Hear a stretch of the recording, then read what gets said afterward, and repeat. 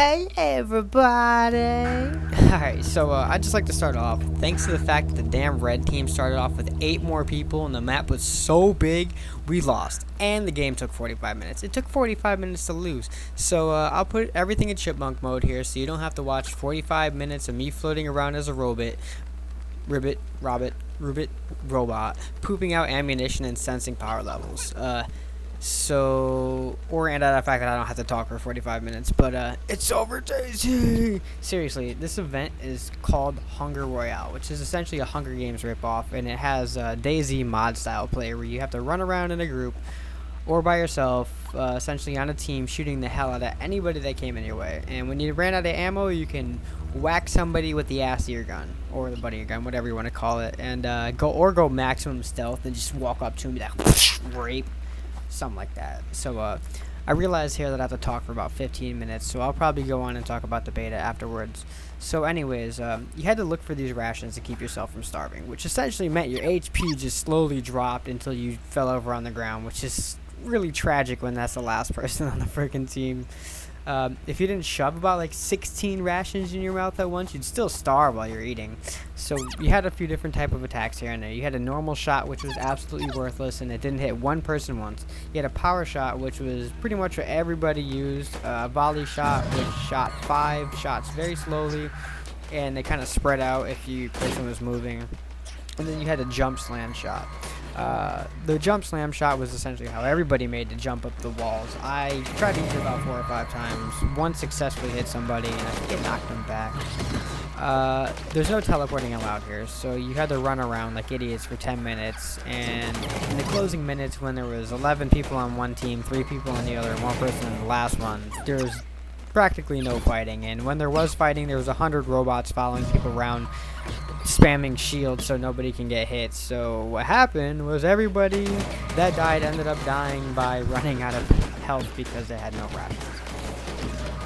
I died relatively early on, right when that penalty started, so I got to feel the terrible and unhelpful feeling of playing the game as a bubble spamming robot that was sensing scouter power levels and stuff. So yeah, kind of just wish I had an M107. I really could have done a lot better with that and like a scope and stuff. But after that, we got some fireworks and some toys, transformations. I turned into a slug, or like I could turn into an ooze and was bouncing around, and I blew up a couple times. You can skip to the end of the video if you want to see that. But now into the beta.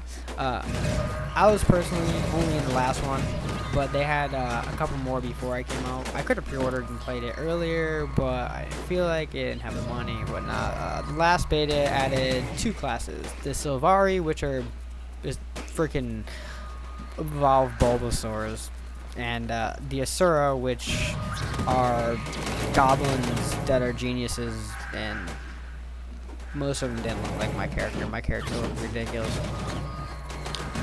So they're geniuses. They make golems. They make all these cool cubes. They have an obsession with cubes. They had a cool few mini games stuck in there, like chess with a golem, which really wasn't a chess, and like sock'em bopp'em golems. Personally, I went Elementus, so I used magic instead of smarts, which I don't really understand why I did that, because they're geniuses and they probably have some pretty good skills that only they can use in the other professions, but that's how I went. The character creation system was really nice. It had a lot of options for customizing character colors, parts, penis length, height, size, initial gear color. It seemed to give some backstory options, but either maybe I just didn't try the other ones to see if they made a difference, or maybe it made a difference later on in the game, but it didn't seem to really do anything at all. Like you had like fire abilities, and I always had the same fire ability, so you could change those anyways. There were really no generic quests in this game. You can run all over the place and you find these little hearts and you find events and you can help people out, and it gives you reputation, which gives you things to buy. Other times you just end up in the middle of nowhere underwater killing some things, grinding, trying to get some gear, but you find really not that much gear unless you're doing special events. So some of the events were ridiculous. Like one time, we had to kill the super overpowered fire elemental that one-shots everybody from 1 to level 29, and it's supposedly made for level 16. Other times, it just hits you with a firebomb, and as you're healing somebody, it downs you instantly and downs your town timer, and you're just like screaming on chat because this guy is just one-shotting you. And not only is there the guy in the middle that can one-shot you, he has 15 ads and other random mobs in the area that can just walk up to you and whack you and you're fucking dead. It's ridiculous.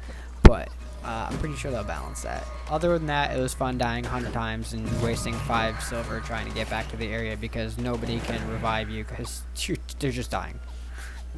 Another event that happened, I was in the middle of selling a bit of junk gear to a vendor, and bam, 15 golems out of nowhere, just all stacked on top of each other. Punch me once, I'm down. Punch me again, and I completely drop. And they just run around scattering like the cops showed up at a party at that person's house that didn't know anybody's there.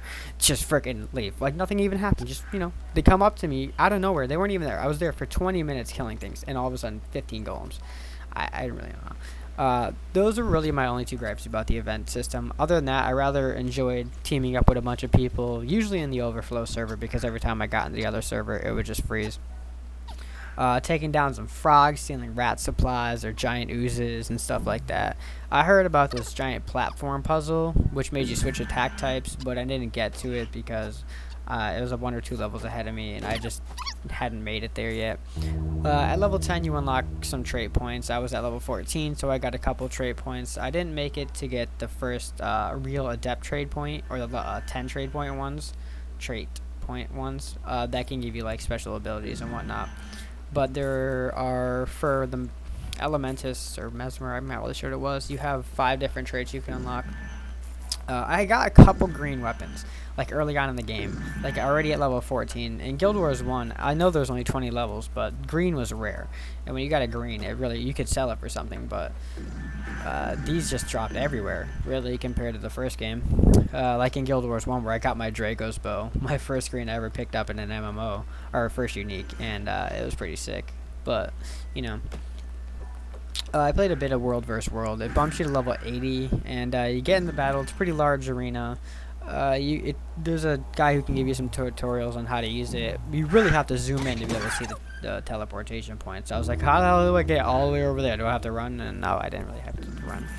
But one of the challenges in the PvP WVW arena was following a cow around and protecting a cow. And that thing moves slow as shit. Or you could just run around finding groups of 50 enemies and being destroyed the instant you get in there. It's whatever you want to do, man. That's kind of what happened to me, That was great. So I only played that once. That's pretty much because the beta was already over. So I went to Lion's Arch and I grabbed my rocket gun, which you can get from this person. Kind of hate how they put barriers everywhere. I wouldn't mind falling out of the map and like exploring some crazy areas like I did in some other games. Aeon. But anyways, yeah, which brings me to the most frustrating point about the game, is that like I want to get on top of some buildings and I want to take some sweet pictures, but the draw distance is so damn bad that all I see is fog everywhere.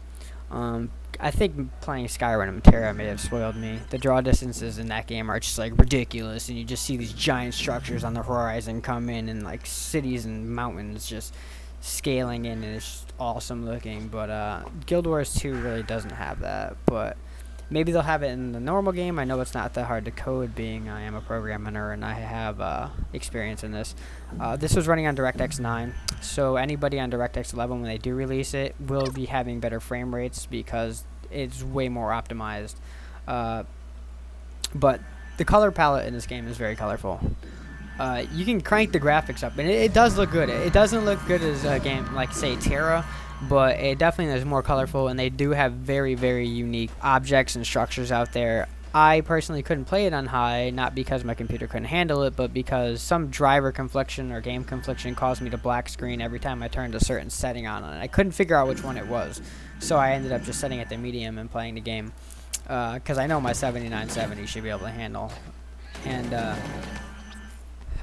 there was an anti-aliasing option in the beta. I hope this isn't the only one in the final game. I know FXAA is is a really fast way to anti-alias something, but when I looked at the rest of the game with FXAA on, it was so blurry, and I didn't like it at all.